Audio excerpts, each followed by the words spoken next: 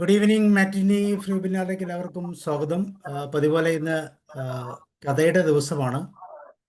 Story therapy അതിൻ്റെ 115ാമത്തെ ദിവസം. അപ്പോൾ ഇന്ന് നമുക്ക് വളരെ ആ, പ്രസിദ്ധനായിട്ടുള്ള ഒരു കഥാകാരനെയാണ് നമുക്ക് കിട്ടുന്നത്. അദ്ദേഹത്തിൻ്റെ പേര് ആ, അനീഷ് സോമൻ. തൻ്റെ ജീവിതത്തിൻ്റെ അനുഭവങ്ങളിലേക്കൊക്കെ നമ്മൾ തിരിഞ്ഞു നോക്കുമ്പോൾ ഒത്തിരി കാര്യങ്ങൾ പറയാനും ചെയ്യാനും കേൾക്കാനും ഒക്കെയുള്ള ഒരു വ്യക്തി. ആ വ്യക്തിയെ ഞാൻ പരിചയപ്പെടുത്താം. ആ, കുട്ടിക്കാലം മുതൽ ജീവിതത്തെ പിന്നോട്ട് വലിക്കുന്ന മസ്കുലാർ ഡിസ്ട്രോഫി എന്ന കഠിന ആ, രോഗത്തെ അതിജീവിച്ചുകൊണ്ട് കൗമാരകാലം മുതൽ ചെറിയ ചെറിയ ആദ്യം പറഞ്ഞ പോലെ മഴയെക്കുറിച്ചുള്ള ചെറിയ കവിതകളൊക്കെ എഴുതി തുടങ്ങിയ ഒരു പത്തനംതിട്ടക്കാരനാണ് അനീഷ് സോമൻ. അടൂരാണ് ജനനം. അച്ഛൻ സോമരാജൻ, അതുപോലെ തന്നെ അമ്മ കുസുമകുമാരി. അടൂർ ഹോളി ഏഞ്ചൽസ് സ്കൂളിൽ, അതുപോലെ തന്നെ Adoor government boys higher secondary സ്കൂളിൽ എന്നിവിടങ്ങളിൽ പ്രാഥമിക പഠനം നടത്തി. സ്കൂൾ വിദ്യാഭ്യാസം കേരള യൂണിവേഴ്സിറ്റിയിൽ നിന്ന് ബികോം, MG യൂണിവേഴ്സിറ്റിയിൽ നിന്ന് ഓഫ് ക്യാമ്പസ് വഴി MCOM പഠിച്ചിട്ടുണ്ട്. കുട്ടിക്കാലം മുതൽ എഴുതിയ ഈ കുഞ്ഞു കുഞ്ഞു എഴുത്തുകളുടെ തുടർച്ചയായി ഇന്ന് പുറകോട്ട് നോക്കുമ്പോൾ അനേകം കഥാസമാഹാരങ്ങളും കവിതകളും ലേഖനങ്ങളും ഒക്കെ പ്രസിദ്ധീകരിക്കപ്പെട്ടിട്ടുണ്ട് എന്നുള്ളതാണ് ഏറ്റവും സന്തോഷകരമായ ഒരു അനുഭവം. ഇതിനോടകം Asianet news, Manorama news, Kochi radio Kochi FM 90, radio Rang, Kalakaumudi മാസിക, മലയാള മനോരമ, ചന്ദ്രിക ദിനപത്രം തുടങ്ങിയ തലങ്ങളിലെല്ലാം തന്നെ അദ്ദേഹത്തിൻ്റെ സൃഷ്ടികൾ കൃത്യമായി അച്ചടിച്ചു വന്നിട്ടുണ്ട്. അനേകം സമ്മാനങ്ങൾ, പുരസ്കാരങ്ങൾ അദ്ദേഹത്തെ തേടിയെത്തിയിട്ടുണ്ട്. സാഹിത്യ സംഭാവനയ്ക്ക് സാഹിത്യ ലോകം പുരസ്കാരം 2019, വരം സാഹിത്യ പുരസ്കാരം 2020, പ്ലാവില പ്ലസ് TV പുരസ്കാരം 2021, MGR യൂണിവേഴ്സിറ്റിയുടെ പാക്ട് പുരസ്കാരം 2022, നവഭാവന ട്രസ്റ്റിൻ്റെ പുരസ്കാരം 2023, 2024 രവീന്ദ്രനാഥ ടാഗോർ പാറ്റ് ഏകലവ്യ പുരസ്കാരം, 2024 തന്നെ കലാജ്യോതിസ് പുരസ്കാരം എന്നിങ്ങനെ അനേകം പുരസ്കാരങ്ങൾ നേടിയിട്ടുണ്ട്. തൻ്റെ ജീവിതത്തിൽ ഉണ്ടാകുന്ന ഈ പ്രശ്നങ്ങളെയൊക്കെ ഓവർകം ചെയ്തുകൊണ്ട് ഇത്രയും പുരസ്കാരങ്ങളൊക്കെ നേടാൻ അദ്ദേഹത്തിന് ഈ കാലഘട്ടങ്ങളിൽ സാധിച്ചു. അദ്ദേഹം പ്രസിദ്ധീകരിച്ച പുസ്തകങ്ങൾ പ്രധാനമായിട്ടും ഒരു മഴത്തുള്ളിയുടെ യാത്ര 2011, ഇനിയും പൂക്കാത്ത ചില്ലകൾ 2022, വേനൽ മഴയിലെ ആലിപ്പഴങ്ങൾ 2023, തണൽ മരത്തിൻ്റെ വിലാപം 2023, അനുരാഗജാലകം 2024, 2025 ഏറ്റവും പുതുമയോടുകൂടി എഴുതിയ പുസ്തകമാണ് ഉണക്കപ്പുട്ടും തേങ്ങാപ്പീരയും. ഈ പുസ്തകത്തിൻ്റെ ഒരു കഥ,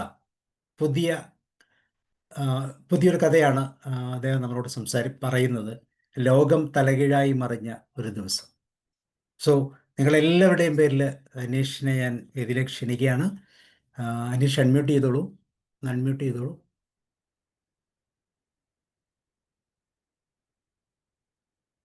ചെയ്തു.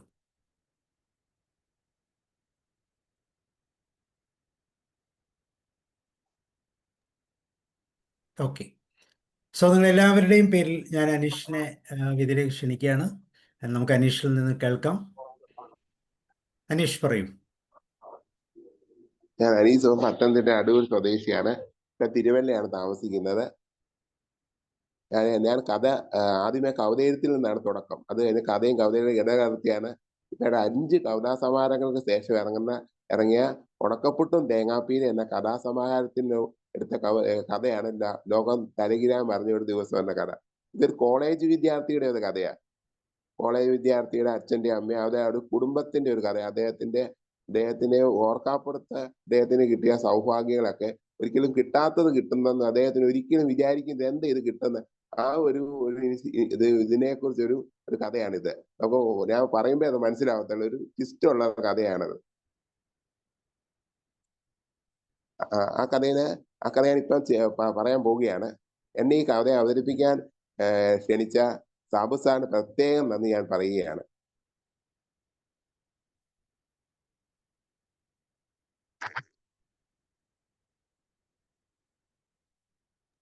അനീഷ പറഞ്ഞു.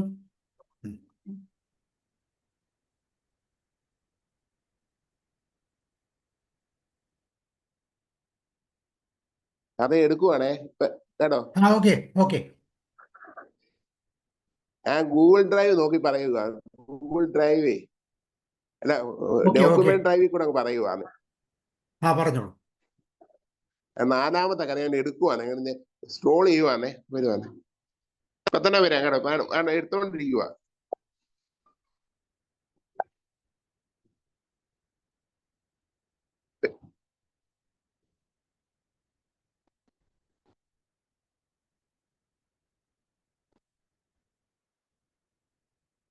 ഇപ്പൊ തന്നെ പറയാം കേട്ടോ. ഓക്കെ പതുക്കെ മതി, പതുക്കെ എടുത്താൽ മതി.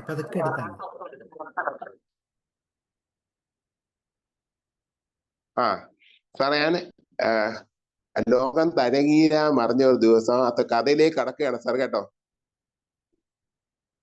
മോനെ, അച്ഛന്റെ വിളി കേട്ടാണ് ജയദേവൻ ഞെട്ടി ഉണർന്നത്.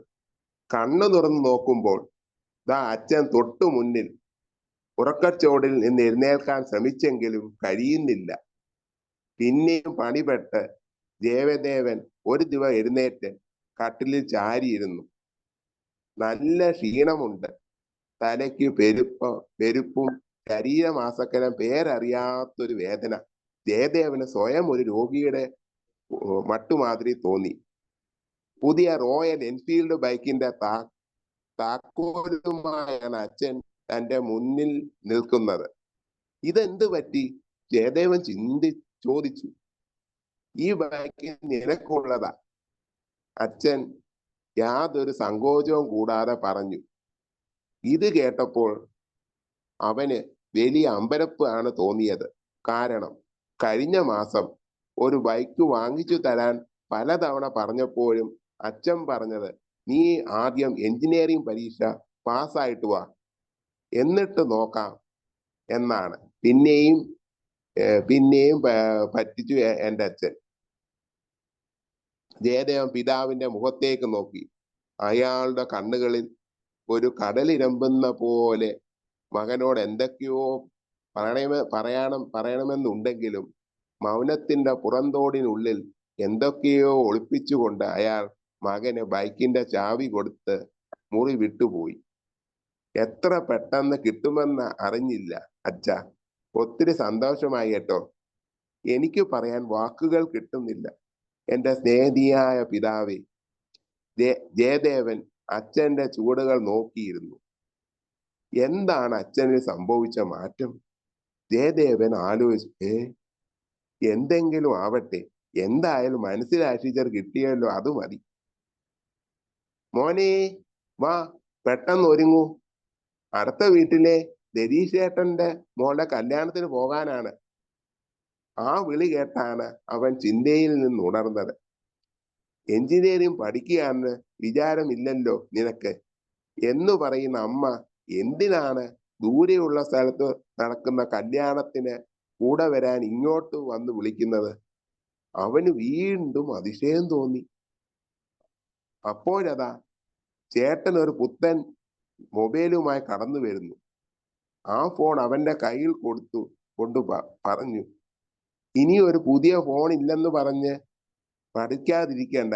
ഇതുകൂടി കണ്ടപ്പോൾ ജയദേവന് ഞാൻ സ്വപ്നം കാണുവാണോ എന്ന് ശരിക്കും തോന്നി. 2 ആഴ്ച മുമ്പ് വരെ ഫോൺ വാങ്ങി തരുമോ എന്ന് ചോദിച്ചപ്പോ ചേട്ടൻ ഓടിച്ചിട്ട് തല്ലിയത് അവൻ ഓർത്തു. ഉടൻ തന്നെ ആ മൊബൈൽ ജയദേവൻ തന്റെ മുറിയിലെ അലമാരിയിൽ വെച്ചിട്ട് തിരികെ നടന്നു. ഓർപ്പാപ്പുറത്ത് കിട്ടിയ സൗഭാഗ്യം. അച്ഛന്റെയും അമ്മയുടെയും ചേട്ടന്റെ സ്വഭാവത്തിൽ വല്ലാത്ത മാറ്റമാണല്ലോ ഇപ്പോൾ. ഇവർക്കൊക്കെ എന്ത് പറ്റി? എന്താണ് ഇവർക്ക് എന്നോട് തോന്നുന്ന പതിവില്ലാത്ത സ്നേഹം? ആവശ്യപ്പെട്ടതെല്ലാം ഇപ്പോൾ വാങ്ങിച്ചു തരുന്നത് എന്താണ്? എന്തോ ഒരു നിഗൂഢ ഇതിൽ ഒളിഞ്ഞിരിക്കുന്നുണ്ട്. എന്നാൽ പിന്നെ അതൊന്ന് കണ്ടുപിടിക്കണം. ഒരു പക്ഷേ ഇവിടെ വിട്ടുപോകാൻ സമയമായോ? എത്ര വഴക്കു കൂടിയാലും അച്ഛനും അമ്മയും ചേട്ടനും തന്റെ ജീവനാണ്. എനിക്ക് ഇവരെ വിട്ടുപോകാൻ കഴിയില്ല ഒരു കാലത്തും. മോനെ ജയദേവ, അമ്മയുടെ വിളി കേട്ട് അവൻ അടുക്കളയിലേക്ക് പോയി. അമ്മയുടെ പരിശുദ്ധ സ്നേഹത്തെ ഒരിക്കലും സംശയിക്കാനാവില്ല. അമ്മ എല്ലായ്പ്പോഴും ഇങ്ങനെ ഉറക്കെ തന്നെയാണ് ആരെയും വിളിക്കാറുള്ളത്. ദാ മോനെ, ഇഷ്ടമുള്ള പാൽപ്പായസം കുടിക്ക്. പായസം നിറച്ച കപ്പ് കൈമാറുമ്പോൾ അമ്മയുടെ കണ്ണുകൾ കരഞ്ഞു കലങ്ങിയ പോലെ തോന്നി. എന്തോ കാരണമുണ്ട്. അത് അമ്മയുടെ സങ്കടം എങ്ങനെ ചോദിക്കും? അവന്റെ മനസ്സ് സങ്കടപ്പെട്ടു. അത്താഴം കഴിച്ച ശേഷം അവൻ കട്ടിലിൽ ഉറങ്ങാൻ കിടന്നു. തിരിഞ്ഞും മറിഞ്ഞും കിടന്നിട്ടും അവൻ ഉറക്കം വന്നില്ല. ഊൺമുറിയിൽ ഇരുന്ന് എല്ലാവരുടെയും കൂടെ രാത്രി ഭക്ഷണം കഴിക്കുമ്പോഴും അവന്റെ മുഖങ്ങളിൽ വിഷാദഭാവം കണ്ടിരുന്നു. അവരുടെ മുഖങ്ങളിൽ വിഷാദഭാവം കണ്ടിരുന്നു. ആരും ഒന്നും മിണ്ടിയിരുന്നില്ല. ഭക്ഷണം കഴിച്ച എല്ലാവരും അവരവരുടെ മുറിയിൽ ചേക്കേറി ഞാനും. എന്തായാലും രണ്ടും കൽപ്പിച്ച് അച്ഛനോട് ചോദിക്കുക തന്നെ. വാശി പിടിച്ചാൽ അച്ഛൻ തന്നോട് സത്യം പറയാതിരിക്കില്ല. ചിലപ്പോ താങ്ങാൻ കഴിയാത്ത കാര്യമായി എന്തായാലും അറിഞ്ഞേ പറ്റൂ. ജയദേവൻ ഉടൻ തന്നെ എഴുന്നേറ്റ് അച്ഛന്റെ അടുത്തേക്ക് പോകാൻ തുടങ്ങി. പെട്ടെന്ന് ആളിൽ നിന്ന് തേങ്ങിപ്പിടിച്ച സംഭാഷണങ്ങൾ കേട്ടു. അവൻ വാതിലിന്റെ അരികിൽ മറഞ്ഞു നിന്ന് ഒന്ന് എത്തി നോക്കി. അച്ഛൻ, അമ്മ, ചേട്ടൻ എല്ലാവരും ഉണ്ട് ആ മുറിയിൽ. ദൈവമേ, എന്റെ പൊന്നുമോന്റെ അവസ്ഥയോർത്ത് ഹൃദയം തകരുന്നു. അമ്മ കരയുകയാണ്. നീ ഉച്ചത്തിൽ ബഹളം വെക്കാതിരിക്കുക. അവൻ ഈ കാര്യം അറിയരുത്. ഞാൻ ഉള്ളിൽ നീറിപ്പോകുകയാണ്. എല്ലാം ദൈവനിശ്ചയം പോലെ നടക്കട്ടെ. അച്ഛൻ അമ്മയെ ആശ്വസിപ്പിക്കുകയാണ്. ഇതെല്ലാം കേട്ട ചേട്ടന്റെ കണ്ണുകൾ നിറയുന്നത് ജയദേവൻ കണ്ടു. അപ്പോൾ എല്ലാവരും തന്റെ കാര്യം പറഞ്ഞു തന്നെയാണ് കരയുന്നത്. അപ്പോൾ എനിക്ക് കാര്യമായി എന്തോ ഉണ്ട്. ദൈവമേ, ഒരു നിമിഷം ദേവന്റെ ഉള്ളിൽ തീയാളി. കരയാതിരിക്കാൻ അവൻ ഒരുപാട് പണിപെട്ടു. തന്നെക്കുറിച്ച് ആരെങ്കിലും എന്തെങ്കിലും പറഞ്ഞു കൊടുത്തോ? അവൻ വല്ലാതെയായി. ക്ഷീണവും വേദനയും 10 മടങ്ങ് കൂടുതലായി അനുഭവപ്പെട്ടു. തിരികെ നടക്കാൻ തുടങ്ങിയപ്പോഴാണ് ചേട്ടന്റെ വാക്കുകൾ എത്തിയത്. അച്ഛ, നമുക്ക് വേറെ ഒരു ആശുപത്രിയിൽ ഡോക്ടറെ കാണിച്ചാലോ? ഇനി അതുകൊണ്ടൊന്നും യാതൊരു കാര്യമില്ല. ഒരിടത്തും കൊണ്ടുപോകാൻ പറ്റാത്ത സ്ഥിതിയാണല്ലോ. ഒരാഴ്ച മുമ്പ് ബ്ലഡ് സ്കാനിങ് റിപ്പോർട്ട് കണ്ടപ്പോൾ ഡോക്ടർ പറഞ്ഞത്. അപ്പോഴാണ് ഒരാഴ്ച മുമ്പ് പനിയും തലവേദനയും വന്നപ്പോൾ ഡോക്ടറെ കാണിച്ചതും ബ്ലഡ് പരിശോധിക്കാൻ പറഞ്ഞതും ജയദേവൻ ഓർത്തത്. അപ്പോൾ കാര്യം മനസ്സിലായി. താൻ മരണത്തിലേക്ക് വളരെ വേഗം അടുത്തുകൊണ്ടിരിക്കുകയാണ്. ഈ കാരണം കൊണ്ടാണ് എല്ലാവരും മത്സരിച്ച് സ്നേഹിക്കുന്നത്. എഞ്ചിനീയറിംഗ് പഠനം കഴിഞ്ഞ് വിദേശത്ത് ജോലി പോകാൻ കൊതിച്ചതും ചേട്ടന്റെ കല്യാണത്തിന് ഓടി നടന്ന ഒരു നായകനെ പോലെയാവാൻ കൊതിച്ചതും വെറുതെ ഒരു മോഹമായി. അങ്ങനെ ഒത്തിരി മോഹങ്ങൾ നിറയുന്നുണ്ട്. എന്നാലും ഒരു പ്രശ്നവും ഇല്ല. വെച്ച് കാണാൻ അവൻ സ്വയം ആശിച്ചു. കിടന്നപ്പോ ഒരുപാട് ഓർമ്മകൾ അവന്റെ ഉള്ളിലൂടെ മിന്നിമറഞ്ഞു. നിലവിളിച്ചു കരഞ്ഞുപോയി. അവൻ ആവലാതികളുടെ കെട്ടുകൾ പൊട്ടിച്ച് രാത്രി അഗാധ ഗർത്തത്തിലേക്ക് വഴുതി വീണു.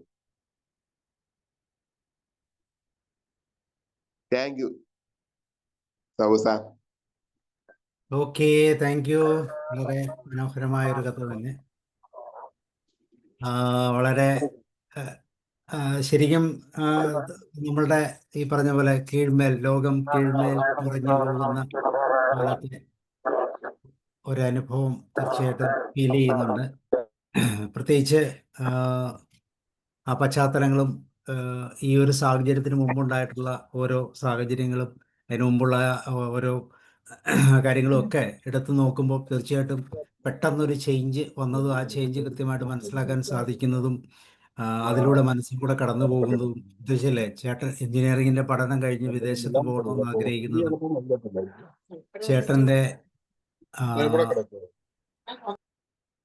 ചേട്ടന്റെ വിവാഹത്തിന് എല്ലാ കാര്യങ്ങളും ചേർന്ന് നിന്ന് ചെയ്യണമെന്നൊക്കെ ആഗ്രഹിച്ചതും, പക്ഷെ പെട്ടെന്ന് ഈ പറയുന്ന പോലെ എല്ലാം മനസ്സിൽ നിന്ന് മാഞ്ഞു പോകുന്ന ഒരനുഭവം. ഓക്കെ, തീർച്ചയായിട്ടും വളരെ മനോഹരമായ ഒരു കഥ. ആ, നമുക്ക് തീർച്ചയായിട്ടും അതിനെക്കുറിച്ചൊരു ചർച്ചയിലൂടെയൊക്കെ പോകാം. ഓക്കെ, ആരാണ് കഥയെക്കുറിച്ചൊരു രണ്ട് കാര്യങ്ങൾ പറയാൻ, രണ്ട് വാക്ക് പറയാൻ? ഞാൻ പറയാം. യെസ്, ജോർജ് സാർ പറയൂ. ഏറ്റവും ആദ്യം തന്നെ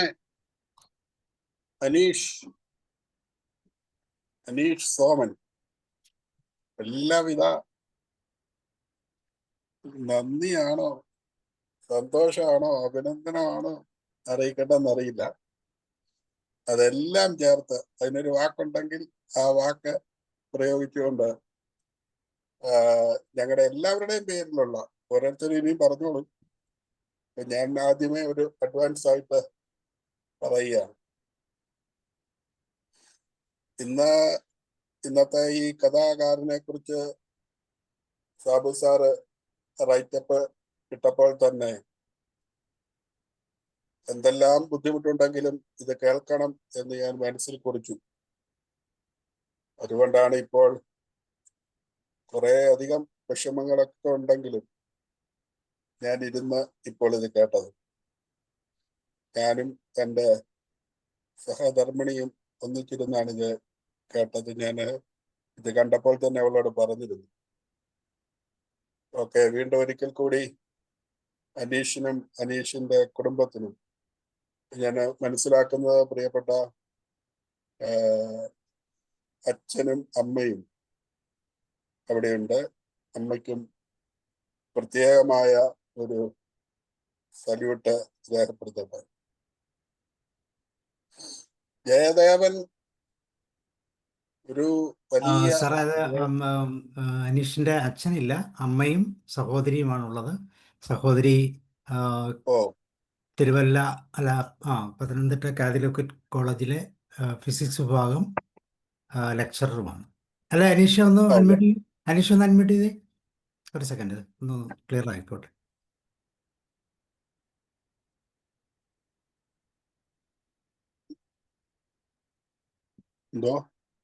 ഒരു സെക്കൻഡ് അനീഷ് ഒന്ന് ഓൺ ചെയ്തോട്ടെ.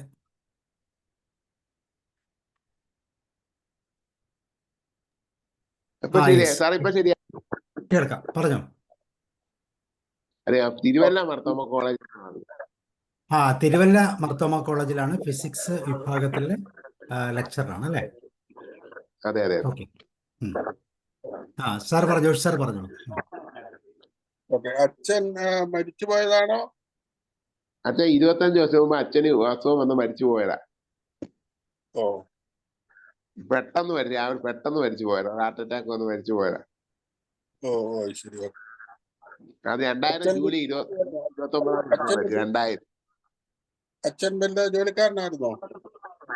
അച്ഛൻ അടൂര് സാമില്ല, തടിമില്ല സാമിൽ അച്ഛനും എന്റെ അപ്പൂപ്പനോട് നടത്തിക്കൊണ്ടിരിക്കുവായിരുന്നു. ഇപ്പൊ അതില്ല, അതിപ്പോ റെന്റിന് കൊടുത്തു. ഇപ്പൊ ഞാൻ തിരുവല്ല ജോലിയായപ്പോ ഞാൻ പെങ്ങളെ കുടുങ്ങി വന്നേക്കുവാ, ഞാനും അമ്മേ. അപ്പോ ഞങ്ങളുടെ ഈ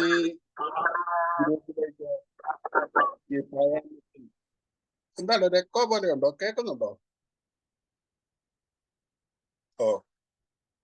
ഞങ്ങളുടെ ഈ മാറ്റിനി വെബിനാർ ഗ്രൂപ്പിന്റെ ഈ വൈകുന്നേരത്തെ സമ്മേളനത്തിൽ ഞങ്ങൾക്ക് എല്ലാവർക്കും വലിയൊരു അതിഥിയായി ഇന്ന് കടന്നു വന്നതിന് പ്രത്യേകം നന്ദി പറയട്ടെ. ജയദേവൻ എന്ന് പറയുന്ന ആ ചെറുപ്പക്കാരൻ ഒരുപാട് മോഹങ്ങളും നിറങ്ങളും ഒക്കെ കാണാൻ ആഗ്രഹിച്ച ആളാണ്. പക്ഷെ അവൻ രോഗിയാണ്. പലതും ചോദിച്ചിട്ട് ലഭിച്ചില്ല. എന്നാൽ മറ്റൊരു ദിനത്തിൽ എല്ലാവരും വലിയ സ്നേഹം കാണിക്കുന്നു. ചോദിച്ചത് കൊടുക്കാതിരുന്ന ആളുകൾ അതെല്ലാം കൊടുക്കുന്നു. വളരെ നല്ല ഒരു അവതരണമായിരുന്നു. ഒരുപക്ഷെ ചിലത് മുന്നിൽ കണ്ടതാകാം, ഭാവനയിൽ നിന്ന് കുറിച്ചത് അല്ലായിരിക്കുമെന്ന് ഞാൻ കരുതുന്നു. സ്വന്തം ജീവിതത്തെയും മറ്റാരുടെയെങ്കിലുമൊക്കെ ജീവിതത്തെയും ഒക്കെ കണ്ടിട്ട് കുറിച്ചതാണ്. അതുകൊണ്ട് അതിനൊരു ജീവനുണ്ട്.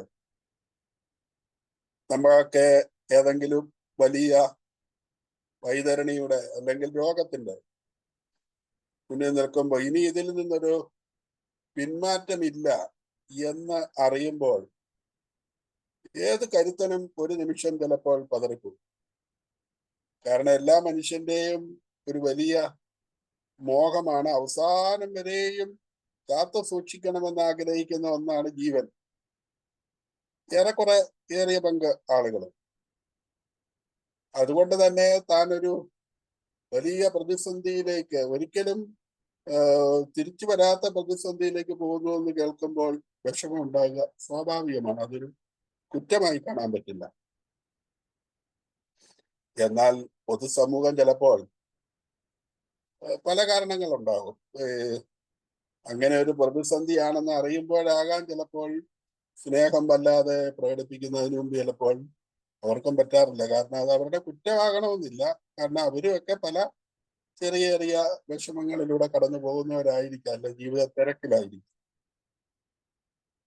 എന്തായാലും അവിടെ എന്താണ് വരികളിൽ കുറിച്ചു വെക്കാൻ പറ്റുന്നത് എന്ന് തീരെ പറയാൻ പറ്റില്ലാത്ത ഒരു ഘട്ടത്തെയാണ്, അതിന്റെ ഒരു വാഗ്മയ ചിത്രമാണ് അനീഷ് ഇവിടെ കുറിച്ചു വെച്ചത്. എനിക്ക് ഇത് വല്ലാതെ സ്പർശിച്ചത്, ഞാൻ ആദ്യം തന്നെ ഇങ്ങനെ ഒരു അഭിപ്രായം പറയാൻ ആഗ്രഹിച്ചതും, ഞാനും ഒരു 10-25 വർഷത്തോളമായിട്ട് ഒരു പ്രതിസന്ധി അഭിമുഖീകരിക്കുന്ന ഒരാളാണ്. ആ അർത്ഥത്തിൽ കൂടെ അനീഷിനെ ഞാൻ ഒന്ന് പ്രചോദിപ്പിക്കാൻ ആഗ്രഹിക്കുകയും ചെയ്തു. ആ 25 വർഷത്തില് ഏന്തി വലിഞ്ഞ് കഴിഞ്ഞ 21 വർഷങ്ങളും നീങ്ങിയെങ്കിൽ ഈ ശിഷ്ടഭാഗമായ ഈ 4 വർഷം സമ്പൂർണമായി കിടപ്പിലാവുകയും എനിക്ക് നേരെ ഇതേപോലെ വീൽ ചെയറിൽ കടന്നു വന്നിരിക്കാൻ സാധിക്കില്ല. എന്നാൽ അതിനും നല്ലവണ്ണം എഫേർട്ട് മറ്റുള്ളവർ പുലർത്തുമ്പോൾ മാത്രമാണ് പറ്റുക. ഇതിൻ്റെ അകത്തെ ഒരു വലിയ പ്രശ്നമുള്ളത് കഥയിൽ വരികൾക്കിടയിൽ വായിക്കേണ്ടുന്ന സംഗതി, ഈ രോഗിക്കും പ്രായമേറുന്നു, രോഗിയെ ശുശ്രൂഷിക്കാനുള്ളവർക്കും പ്രായമേറുന്നു. രോഗിയുടെ പ്രായമേറുമ്പോൾ പലവിധ അസ്വസ്ഥതകൾ ആ ശരീരത്തിൽ വരും. രോഗിയെ പരിചരിക്കേണ്ട ആളുകളും വളരെ ബുദ്ധിമുട്ടിലാണ്. ഇന്ന് രാവിലെ മുതൽ ഞാനൊരു 3-4 പേരെ കേൾക്കാൻ ഇട വന്നു. ഞാനും ഈ ഒരു പ്രതിസന്ധിയിലൂടെ കടന്നു പോകുന്ന ആളായതുകൊണ്ട് പലരും ഇതൊക്കെ ഷെയർ ചെയ്യാനായിട്ട് വിളിക്കും. അപ്പൊ ഇതൊക്കെ കേൾക്കുമ്പോഴാണ് ഇവരൊക്കെ എങ്ങനെയാണ് ഇതെല്ലാം താങ്ങുന്നത്. നമ്മൾ താങ്ങുന്നതിനെ കുറിച്ച് അവര് പറയും. ഏതെല്ലാം തരം രോഗങ്ങൾ, നമ്മൾ കേട്ടിട്ടില്ലാത്ത രോഗങ്ങൾ, എവിടൊക്കെയാണ് ട്യൂബ് കയറ്റാവുന്നത് അത്തരത്തിൽ ട്യൂബ് കയറ്റുന്നു. മരുന്നുകൾ, ഇന്ന് വിളിച്ചതിൽ ഒരാൾ പറഞ്ഞത് 30 ഗുളിക രാവിലെ കഴിക്കണം. ഈ 30 ഗുളിക കഴിക്കേണ്ടത് ഒരാളുടെ ഒരു വലിയ പ്രതിസന്ധി. അയാൾക്ക് വെള്ളം കുടിക്കാൻ പറ്റില്ല. വെള്ളം കുടിക്കാതെ എങ്ങനെയാ ഗുളിക കഴിക്കുക? അതിന് വേണ്ടി തന്നെ ഒരു ട്യൂബ് ഇട്ടിരിക്കുക, ഗുളിക പൊടിച്ചിട്ട് അതിൻ്റെ അകത്തോടെ കൊടുക്കുന്നു. കോളേജ് പ്രൊഫസറായിരുന്നു. പക്ഷെ അദ്ദേഹം അങ്ങ് ആകെപ്പാടെ നിരാശനും നിശബ്ദനുമായിട്ടുണ്ട്. അമേരിക്കയിൽ മകളുണ്ട്. അമേരിക്കയിൽ നിന്ന് ഇവിടെ വന്നു കഴിഞ്ഞപ്പോഴാണ് ഈ രോഗങ്ങൾ ഒന്നിനു പുറകെ ഒന്നായിട്ട്, എനിക്കതിന്റെ പേരൊന്നും പറയാൻ പറഞ്ഞുകൂടാ, കേട്ടിട്ടില്ലാത്ത രോഗങ്ങൾ. അങ്ങനെ അദ്ദേഹം അങ്ങ് നിശബ്ദനായി. വർത്താനം പറയാൻ പറഞ്ഞിട്ടില്ല, എല്ലാത്തിനോടും അങ്ങ് നിസ്സംഗനായിപ്പോയി. അപ്പൊ ഇങ്ങനെ ഓരോ തരം ആളുകളുണ്ട്. അപ്പൊ ഇങ്ങനെയൊക്കെയുള്ള ആളുകളെ കേൾക്കുമ്പോഴോ പറയുമ്പോഴോ പരസ്പരം പ്രോത്സാഹിപ്പിക്കുമ്പോഴോ ആണ് ഒരു ചെറിയൊരു ആശ്വാസം നമുക്ക് ലഭിക്കുക. അപ്പൊ ആ അർത്ഥത്തിൽ ഈ കഥയിലൂടെ പറഞ്ഞതും പറയാത്തതുമായ കാര്യങ്ങൾ, ഇങ്ങനെ മേലാത്ത ആള് നമ്മളെ ശുശ്രൂഷിക്കാൻ വളരെയേറെ താല്പര്യത്തോടെ നിൽക്കുന്ന നമ്മുടെ കുടുംബാംഗങ്ങളിലെ പ്രത്യേകിച്ച് അമ്മ. പക്ഷെ അമ്മയ്ക്ക് പ്രായമേറുകയാണ്. അമ്മയ്ക്ക് പലതരം പ്രശ്നങ്ങൾ, നമ്മളെ പൊക്കാനൊന്നും ചിലപ്പോൾ പറ്റാതെ വരും.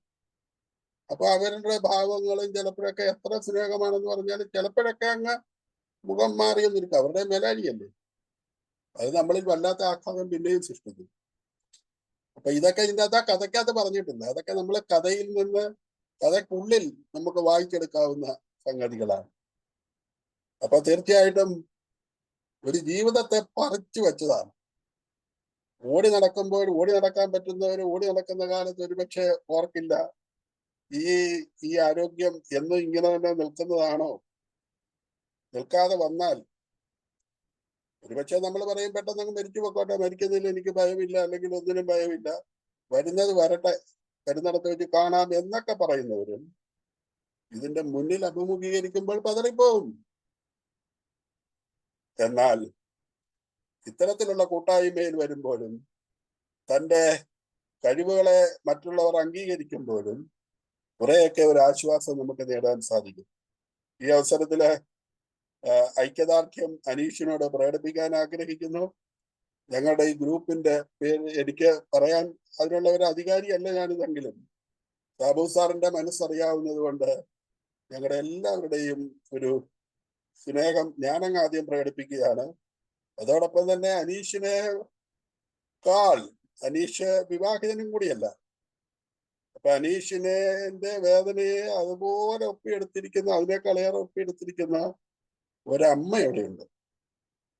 അമ്മയോടും ഐക്യദാർഢ്യം ഞാനും ഞങ്ങളെല്ലാവരും പ്രകടിപ്പിക്കട്ടെ. സുന്ദരമായിരുന്നു ഈ കഥ. ജയദേവന്റെ കഥ ജീവനുള്ള കഥയാണ്. ആരുടെയൊക്കെയോ ജീവനോട് ബന്ധമുള്ള കഥയാണ്. എല്ലാ അഭിനന്ദനങ്ങളും എല്ലാ അഭിവാദ്യങ്ങളും, നിറഞ്ഞ നന്ദി. Thank you. കേൾക്കാൻ മേല, മ്യൂട്ടാ. Thank you sir, thank you. അടുത്തത് വേണുഗോപാൽ സാറിലേക്ക് പോവാം. അനീഷ് അഡ്മിറ്റ് ചെയ്തോളൂ. പറഞ്ഞു. വളരെയധികം ഹൃദയസ്പർശിയായ ഒരു കഥയാണ്.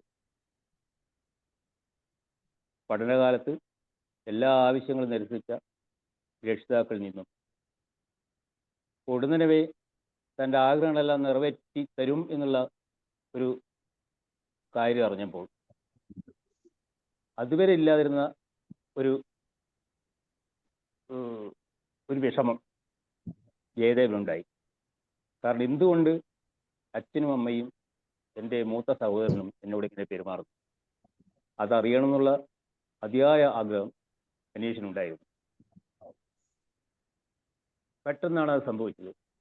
തൻ്റെ ജീവിതത്തിലെ തൻ്റെ മരണത്തെ മാടി വിളിക്കുന്ന, തൻ്റെ ജീവിതത്തെ കാർന്നു നിന്നുകൊണ്ടിരിക്കുന്ന ഏതോ ഒരു രോഗത്തിന് അടിമയാണെന്നുള്ള വിവരം സ്വന്തം രക്ഷിതാക്കളിൽ നിന്നും അനീഷ് ഒളിഞ്ഞു നിന്ന് കേൾക്കുകയാണ്. അതോടുകൂടി അനീഷ് അങ്ങേയറ്റം ജീവച്ഛവം പോലെയായി. അതോടൊപ്പം തന്നെ വായനക്കാരനെ സംബന്ധിച്ചിടത്തോളം അനീഷിൻ്റെ കഥ ഒരു തുടി കണ്ണീര് പൊടിയാതെ ഈ കഥ മുഴുവൻ കേട്ടിരിക്കാൻ പറ്റാത്ത ഒരു സാഹചര്യം നമ്മളെ കഥാകാരൻ അനീഷ് ഇവിടെ ഒരുക്കിത്തന്നു. അനീഷിൻ്റെ ചുറ്റുപാടുകൾ മനസ്സിലാക്കിയപ്പോൾ തീർച്ചയായിട്ടും ഈ കഥ കേൾക്കണമെന്നുള്ള ഒരാഗ്രഹം എന്നിലുണ്ടായി. അതിൻ്റെ ഫലമായിട്ടാണ് ഞാനിന്നിവിടെ കേൾക്കാൻ വേണ്ടി വന്നിരിക്കുന്നത്. എങ്കിലും ഇത്രയും ഹൃദയസ്പർശിയായ ഒരു കഥ അവതരിപ്പിച്ചതിന് അനീഷിന് എല്ലാവിധ ഭാവങ്ങളും ഞാൻ ആശംസിക്കുകയാണ്. നന്ദി അനീഷ്. അനീഷ്, ഒത്തിരി സന്തോഷം. ഈ വാക്കുകൾക്ക് ഒത്തിരി സന്തോഷം sir. Okay, thank you sir. Manoj sir. നമസ്കാരം Aneesh. Thank you sir. Thank you. അനീഷിന്റെ ജയദേവനിലൂടെ പറഞ്ഞ കഥ, ജയദേവൻ എന്ന കഥാപാത്രത്തെ എനിക്ക് മുഴുവൻ കേൾക്കാൻ സാധിച്ചില്ല. വളരെ വിഷമമുണ്ട്. ഞാൻ അനീഷ് ഇന്ന് ഈ പ്ലാറ്റ്ഫോമിൽ വരുമെന്ന് ഇന്നലെ മുതലേ ഞങ്ങൾക്കൊക്കെ അറിയാം. സാബു സാറ് പറഞ്ഞിരുന്നു. എനിക്കൊരു ഔദ്യോഗികമായി വേറൊരു ചെറിയ കുറച്ച് സമയത്തേക്ക് ഇതിനകത്ത് നേരത്തെ കയറാൻ പറ്റിയില്ല. എങ്കിലും പ്രിയ ജോഷി സാറും നമ്മുടെ വേണുഗോപാൽ സാറും ഒക്കെ പറഞ്ഞ രീതിയിലാണ് കഥയിലെ കഥാപാത്രത്തിൻ്റെ കാര്യം പറഞ്ഞു കേട്ടപ്പോൾ വളരെ നന്നായിട്ട് അനീഷ് എഴുതിയിട്ടുണ്ടെന്നും ആ കഥയിലെ നായകന് അല്ലെങ്കിൽ ആ കഥാപാത്രങ്ങൾക്കൊക്കെയും ജീവിതത്തിന്റെ അനുഭവങ്ങളുമായിട്ടൊക്കെ ബന്ധമുള്ള ആളായിരുന്നു എന്നാണ് എനിക്ക് മനസ്സിലാക്കാൻ കഴിഞ്ഞത്. എന്തായാലും നമ്മുടെ ഈ പ്ലാറ്റ്ഫോമിൽ ഇങ്ങനെ അനീഷിനെ പോലുള്ള ആൾക്കാരെ ഒക്കെ വരികയും അവരുടെ കഥ കേൾക്കുകയും അവരുടെ ജീവിത അനുഭവങ്ങളൊക്കെ കേൾക്കുകയും അതിൽ കൂടെ നമ്മളെ ഈ കൂടിയിരിക്കുന്ന എല്ലാവരോടും കൂടിച്ചേർന്ന് കേൾക്കുകയൊക്കെ ചെയ്യുന്നതാണ് നമ്മളെ പോലുള്ളവർക്ക് ഏറ്റവും സന്തോഷം. അതുപോലെ തന്നെ ഞാൻ ഈ ബയോ ഇപ്പൊ ഇവിടെ വായിക്കുകയായിരുന്നു. സാബു സാർ ഈ പ്ലാറ്റ്ഫോമിൽ നമുക്ക് ഷെയർ ചെയ്തെന്ന കാര്യം വിദ്യാഭ്യാസം വളരെ ഭംഗിയായിട്ട് കഴിഞ്ഞിട്ടുണ്ട്. അതിനുശേഷം അനീഷിന്റെ പുസ്തകങ്ങളുടെ ടൈറ്റിലുകളിലൂടെ ഞാൻ നീങ്ങിയായിരുന്നു. ആദ്യത്തേത് പുസ്തകങ്ങളിലെ ഒരു മഴത്തുള്ളിയുടെ യാത്ര അല്ലേ, 2021 എഴുതിയ അതെന്താണ്, കഥ തന്നെയാണല്ലേ? മഴത്തുള്ളിയുടെ യാത്ര കവിതയാണ്. കവിതയാണ്. ഓക്കെ. അടുത്തതാണ് ഇനിയും പൂക്കാത്ത ചില്ലകൾ, വേനൽ മഴയിലെ ആലിപ്പഴങ്ങൾ, തണൽ മരത്തിന്റെ വിലാപം, അനുരാഗജാലകം, ഉണക്കപ്പുട്ടും തേങ്ങാപ്പീരയും. ഇതെല്ലാം അനീഷിന്റെ കൃതികളുടെ ടൈറ്റിലുകളാണ്. ഞാൻ ഇതിൽ കണ്ട ഒരു പ്രത്യേകത പറയട്ടെ, എനിക്ക് തോന്നിയ പ്രത്യേകത ഞാൻ പറയാം. ഇതിനകത്തെല്ലാം ഈ ആദ്യത്തെ 3-4 പേരുകൾ ഇതിനകത്തെല്ലാം ഒരു ഹോപ്പിന്റെ കാര്യം, ഇനിയും പൂക്കാത്ത ചില്ലകളെ കുറിച്ചാണ് അനീഷ് പറയാൻ പോകുന്നത്, അല്ലെങ്കിൽ മഴത്തുള്ളിയുടെ യാത്ര. ഇതിലെല്ലാം ഒരു എനർജി ഉണ്ടെന്നുള്ളതാണ് ഞാൻ കണ്ടുപിടിച്ചത്. തണൽ മരത്തിന്റെ വിലാപം, തണൽ മരം എന്തിനാണ്? തണൽ കൊടുക്കാനാണ്. അപ്പോൾ അനീഷ് എഴുതുന്ന കഥയും കവിതയും എന്തായാലും അനീഷിന്റെ വരികളിലൂടെ പുതിയൊരു ഹോപ്പിലേക്കാണ് എപ്പോഴും ഈ കാണുന്ന ടൈറ്റിൽ മാത്രം വായിച്ചപ്പോൾ എനിക്ക് തോന്നിയതാണ് അനുരാഗ ജാലകം. അതിനകത്ത് പ്രണയം പോലും ഉണ്ട്, അനുരാഗമല്ലേ. അപ്പോൾ ഇതിനകത്തൊക്കെ എനിക്ക് മനസ്സിലായ കാര്യം, തീർച്ചയായിട്ടും അങ്ങയിലെ കഥാകാരനോ അല്ലെങ്കിൽ അങ്ങയിലെ വരികൾ എഴുതുന്ന, അപ്പോൾ എപ്പോഴും അത് അനീഷിനുള്ളതുകൊണ്ടാണ് അത് ഒരുപക്ഷെ വായനക്കാരിലും അതൊക്കെ എത്തുന്നത്. എപ്പോഴും ഒരു പ്രതീക്ഷയുടെ അല്ലെങ്കിൽ വന്ന വഴികളിലൂടെയൊക്കെയുള്ള അനുഭവങ്ങളൊക്കെ പറഞ്ഞുകൊണ്ടുള്ള ഒരു ആഖ്യാനമായിരിക്കും അനീഷിന്റെ ഒരു രീതി എന്നാണ് ഈ ടൈറ്റിൽ കാണുമ്പോൾ തന്നെ നമ്മൾക്കൊക്കെ തോന്നുന്നത്. ശരിയാണോ? അങ്ങനെയാണോ ഈ കഥകളൊക്കെ, ഈ കഥകൾ അതുപോലെ തന്നെ കവിതയും? അപ്പോ ഞാനൊരു ഊഹം പറഞ്ഞതാണ്. അപ്പൊ നമുക്ക് ഊഹിക്കാവുന്നേ ഉള്ളൂ. ഏതായാലും അനീഷിനെ പോലെയുള്ള കഥാകാരന്മാരും കവികളും ഒക്കെയും വലിയൊരു അരങ്ങ് തന്നെയാണ് ഈ പ്ലാറ്റ്ഫോമിൽ വരികയും. അപ്പോൾ ഈ പുസ്തകങ്ങളൊക്കെ എവിടെയാ വാങ്ങാൻ കിട്ടുന്നതോ അനീഷ് പറയണത്? ഇത് എവിടെ, അത് ആരാണ് ഇത് പബ്ലിഷ് ചെയ്തിരിക്കുന്നത്, എവിടെ വാങ്ങാൻ കിട്ടും, എങ്ങനെ വാങ്ങാൻ കിട്ടും? എന്നെ ഡയറക്റ്റ് കോണ്ടാക്ട് ചെയ്താൽ മതി സാർ. ശരി. അപ്പോ അനീഷ് തന്നെ അത് എത്തിച്ചു കൊടുക്കുകയൊക്കെ ചെയ്യും. Okay, no problem. അല്ല, ജസ്റ്റ് ഒന്ന് അറിയാൻ വേണ്ടിയാണ്. പുസ്തകം പരിചയപ്പെടുമ്പോൾ അതെങ്ങനെ കിട്ടും, എവിടെ നിന്നാണ് സോഴ്സ് കൊടുക്കുന്നത്, നമ്മളെ പോലുള്ള. ഉണക്കപ്പുട്ട് 1 മാസമേ ഇറങ്ങിയുള്ളൂ. ഉണക്കപ്പുട്ടിന്റെ ആദ്യത്തെ കഥാസമാഹാരം അത്. ഉണക്കപ്പുട്ടും തേങ്ങാപ്പീരയും. അതിലെ കഥാസമാഹാരത്തിൽ ഒരു കഥ ഇപ്പൊ ഇന്നിവിടെ അവതരിപ്പിച്ചത്. അതിലെ കഥയാണ്. അതാണ് ഏറ്റവും ലേറ്റസ്റ്റ് ആയിട്ട് അനീഷ് എഴുതിയ കൃതി അല്ലേ? അപ്പൊ ബാക്കിയുള്ളതെല്ലാം മറ്റേ കവിതകളാണ്. ബാക്കിയുള്ളതെല്ലാം കവിതകളാണ്. 5 കവിതാസമാഹാരം ശേഷം 6ാമത്തെ പുസ്തകം ഇത്. 5 കവിതാസമാഹാരങ്ങൾക്ക് ശേഷം എഴുതുന്ന ആദ്യത്തെ കഥാസമാഹാരം ഇത്. വളരെ നന്ദി. അപ്പം ഈ പേരിടാനുള്ള കാരണം എന്താണ്? അതോടൊന്ന് പറയാമോ? ഈ ഉണക്കപ്പുട്ടും തേങ്ങാപ്പീരയത്തിന്റെ അതിന്റെ എന്താണ് അങ്ങനെ ഒരു പേരിലെത്തിയത് അനീഷ്?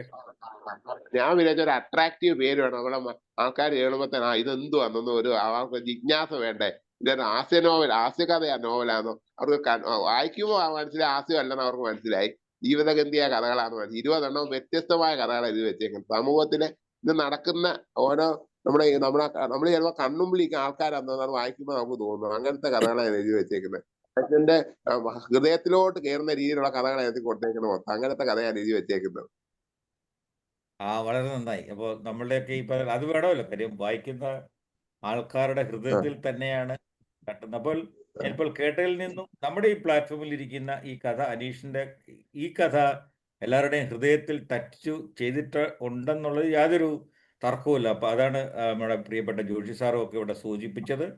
അപ്പോൾ എല്ലാ ഭാവങ്ങളും അനീഷിന്റെ ഇനിയും വരാൻ പോകുന്ന കൃതികൾക്കും എന്ത് പ്രൊജക്റ്റാണോ അല്ലെങ്കിൽ എന്ത് രീതിയിലുള്ള ഒരു ഇതാണെങ്കിൽ അതിനെല്ലാം ഞങ്ങളുടെ ഒക്കെ എല്ലാ അനുഗ്രഹങ്ങളും സപ്പോർട്ടും ഒക്കെ എപ്പോഴും ഉണ്ടാവും എന്നുള്ള ഒരു വാക്കിൽ കൂടെ ഞാൻ എന്റെ ചുരുങ്ങിയ വാക്കുകൾ അവസാനിപ്പിക്കും. ഒറിജിനൽ കഥ എഴുതിക്കൊണ്ടിരിക്കുമ്പോ ലൈഫ് സ്റ്റോറി ഇപ്പൊ എഴുതിക്കൊണ്ടിരിക്കുക, അതിന്റെ വർക്ക് ചെയ്തോണ്ടിരിക്കുകയായിരുന്നു.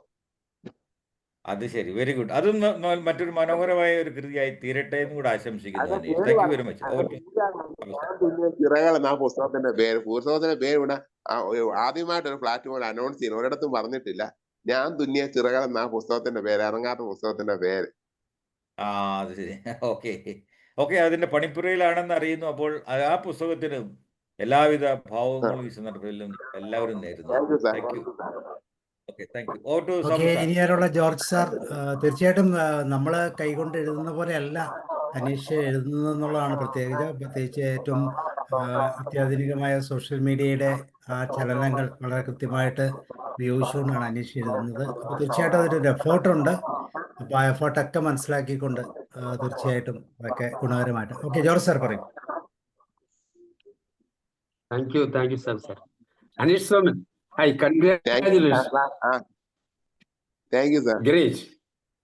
വലിയ ഒരു സാഹിത്യകാരൻ ഈ വേദിയിൽ വന്നു. വലിയ പുരസ്കാര ജേതാവല്ലേ. എത്ര പുരസ്കാരങ്ങളാണ് കിട്ടിയിരിക്കുന്നത്.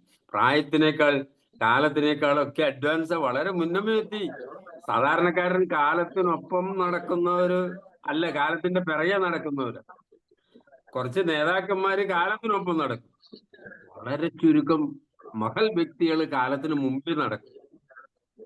ഈ കൂട്ടത്തില് അനീഷ് സോമൻ അങ്ങ് വളരെ അഡ്വാൻസ് ആണ്. ഞങ്ങളൊക്കെ ഇതൊക്കെ കേട്ട് കണ്ട് അത്ഭുതത്തോടെ ഇങ്ങനെ നോക്കിയിരിക്കുന്നത് വായിച്ച്. ഈ കഥയും കേട്ടപ്പോ എത്ര ജീവിക്കുന്ന കഥാപാത്രങ്ങളാ, എല്ലാം ജീവഗന്ധിയ.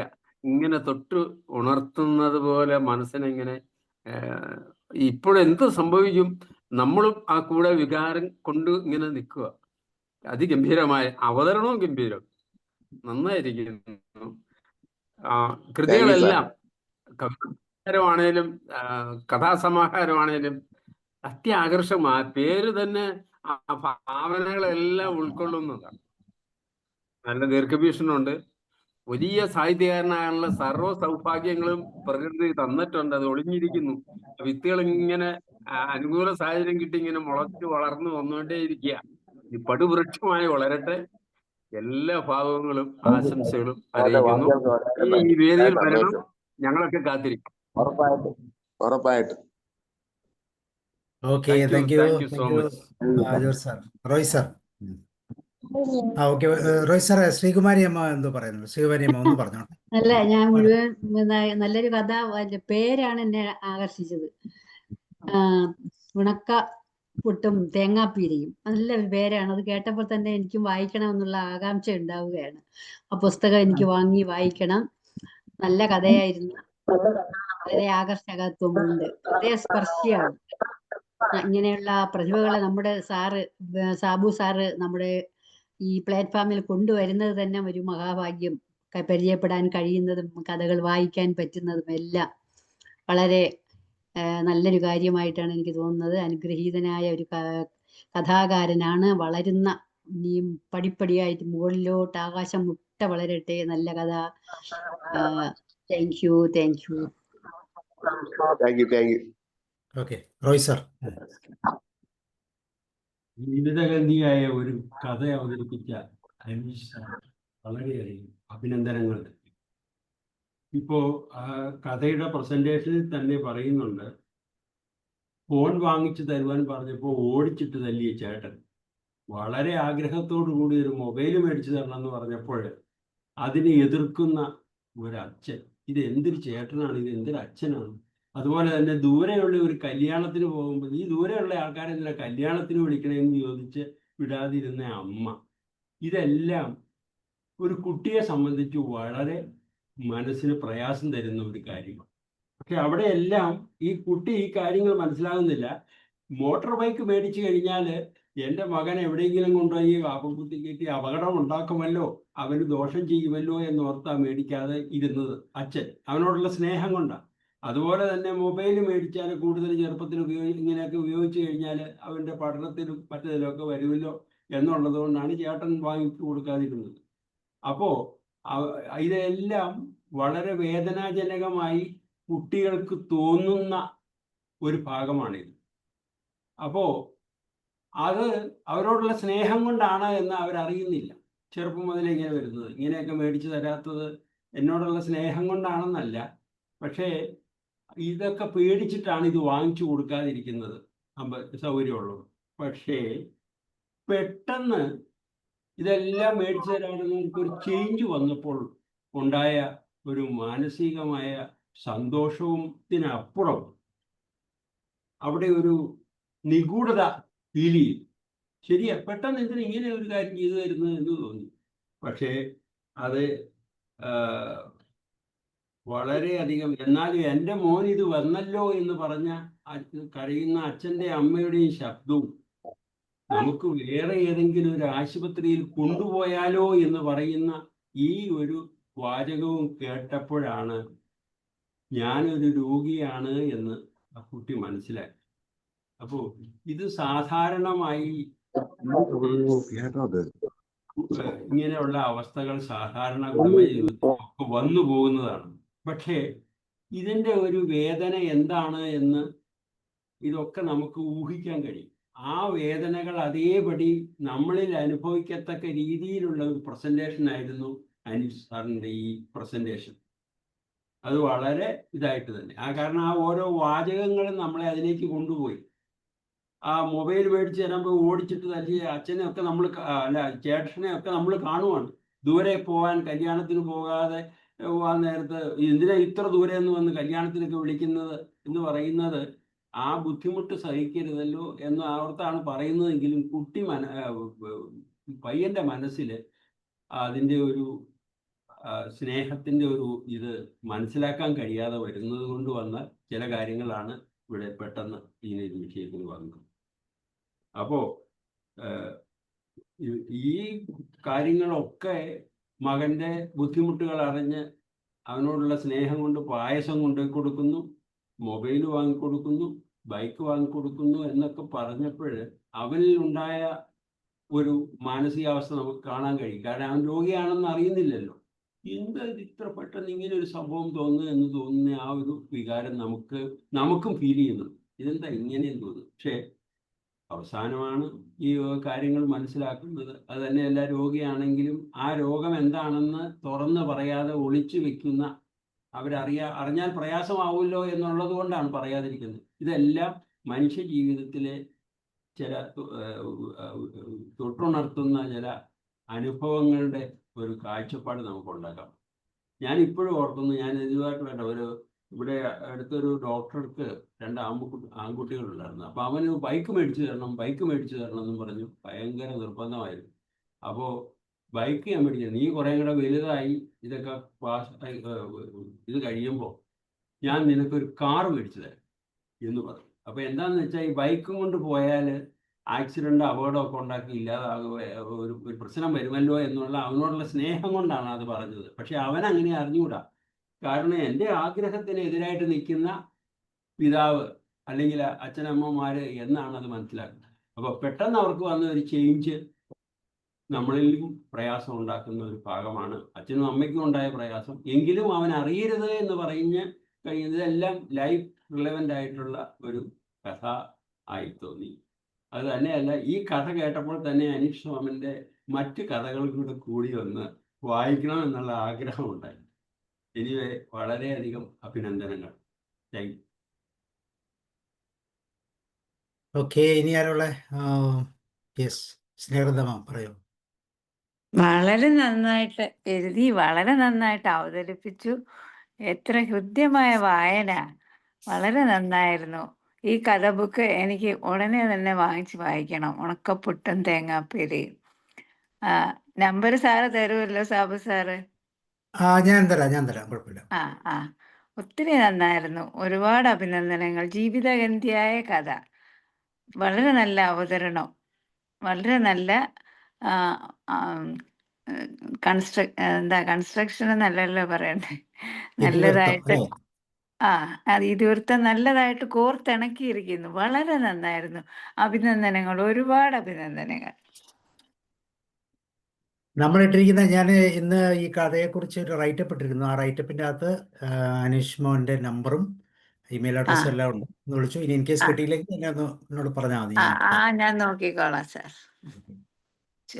ഇനി ആരുള്ളത്? ശുദ്ധോനം ഡോക്ടർ ഉണ്ടോ? ഡോക്ടർ, ഞാൻ പറയാം. അനീഷിന് അഭിനന്ദനങ്ങൾ. കാരണം അനീഷ് കഥയുടെ പുസ്തകത്തിന് ഇട്ട പേര് ഈ ഉണക്കപ്പുട്ടും തേങ്ങാപ്പീരി എന്നാണെങ്കിൽ ഞാൻ ആ പേരൊന്ന് മാറ്റാൻ ആഗ്രഹിക്കുന്നു. അത് തേനിൽ കുഴച്ച പുട്ടും സ്നേഹപ്പീരയും എന്ന് നമുക്കൊന്ന് തിരുത്തിയാലോ? കാരണം ഈ ഉണക്കപ്പുട്ടായിരുന്നില്ല ഇത്. ഇത് എൻ്റെ വീട്ടിൽ ഞാൻ കുട്ടിക്കാലത്തൊക്കെ ഞങ്ങളുടെ വീട്ടിൽ ഈ രാവിലെ പുട്ടാണ്. അപ്പോൾ ഈ പുട്ട് തൊണ്ടയ്ക്കുന്ന താഴേക്കൊന്ന് ഇറക്കാൻ വേണ്ടിയിട്ട് അതും വെള്ളവും കൂടെ കുഴിച്ചാലേ ഇറങ്ങുള്ളൂ. പക്ഷെ ഇരുന്നില്ല. ഇത് തേനിൽ കുഴച്ച ഒരു പുട്ടായിരുന്നു. അതിനകത്ത് സ്നേഹപ്പീര ഉണ്ടായിരുന്നു. ഒരു കുടുംബത്തിലെ അച്ഛൻ്റെയും ചേട്ടൻ്റെയും എല്ലാം സ്നേഹപ്പീരയും കൂടി ഇട്ട് ഉണ്ടാക്കിയ തേനിൽ കുഴച്ചൊരു പുട്ടായിരുന്നു. നല്ല കഥ. അനീഷിന് നല്ല ഭാവനയുണ്ട്, കഥ പറയാനുള്ള കഴിവുണ്ട്, ആത്മവിശ്വാസമുണ്ട്. അപ്പം ഇതിൽ ഒരു കഥ മനസ്സിനെ ഇവിടെ ഇരുന്ന് എല്ലാവരുടെയും മനസ്സിനെ സ്പർശിച്ചു. കാരണം വിടരാൻ കഴിയാതെ കരിഞ്ഞു പോകുന്നൊരു മൊട്ട് പോലെ ഒരു കഥയാണ് അനീഷ് സോമൻ പറഞ്ഞത്. മറക്കാനാവാത്ത ഒരു അനുഭവമാണ് തന്നത്. അപ്പോൾ ഈ രോഗിയാകുന്ന മക്കളോടും ഒക്കെ അച്ഛനമ്മമാരൊക്കെ ഒരുപാട് വാത്സല്യവും അവരുടെ ആഗ്രഹങ്ങൾ സാധിച്ചു കൊടുക്കലും ഒക്കെ ഉണ്ട്. ഞാൻ പണ്ട് വിദ്യാർത്ഥിയായിരുന്ന സമയത്ത് ഒരു സിനിമ കണ്ടത് എനിക്ക് ഈ കഥ കേട്ടപ്പോൾ മനസ്സിൽ ഓർമ്മ വന്നു. അതപ്പം കമലഹാസൻ നായകനും സെറീന വഹാബ് നായികയുമായിട്ടുള്ള ഒരു സിനിമ, പേര് ഞാൻ മറന്നുപോയി. അതിൽ ഇവർ പ്രണയിച്ച് വിവാഹമൊക്കെ കഴിച്ചതിന് ശേഷമാണ് അറിയുന്നത് ഈ യുവതിക്ക് ബ്ലഡ് ക്യാൻസർ ആണെന്ന് അറിയുന്നത്. അപ്പോൾ അവളുടെ ആഗ്രഹങ്ങളെല്ലാം മദനോത്സവത്തിന്റെ കാര്യമാണോ ഡോക്ടർ? മദനോത്സവം അല്ലേ ആ സിനിമയുടെ മദനോത്സവം പേര്? എന്നാണല്ലേ സാർ? ഞാൻ അന്ന് സ്കൂളിൽ പഠിക്കുന്ന ആയതുകൊണ്ട് അതിന്റെ പേര് എനിക്ക് കിട്ടുന്നില്ല അത്. പക്ഷെ സിനിമയും അതിലെ രംഗങ്ങളും ഒക്കെ മനസ്സിൽ പതിഞ്ഞ് കിടപ്പുണ്ട്. അപ്പോൾ ഈ നായികയുടെ ആഗ്രഹങ്ങളൊക്കെ സാധിച്ചു കൊടുക്കാനായിട്ട് പറഞ്ഞ സ്ഥലങ്ങളിലെല്ലാം കൊണ്ടുപോകുന്നു, ടൂറ് കൊണ്ടുപോകുന്നു, അവളെ ഭയങ്കരമായി സന്തോഷിപ്പിക്കുന്നു, ആടുന്നു, പാടുന്നു, എല്ലാം. അപ്പോൾ ഈ അത് കഴിഞ്ഞതിൻ്റെ ഇടയിൽ തിരിഞ്ഞു നിന്ന് കണ്ണീര് തുടയ്ക്കുന്നുമുണ്ട് നായകൻ.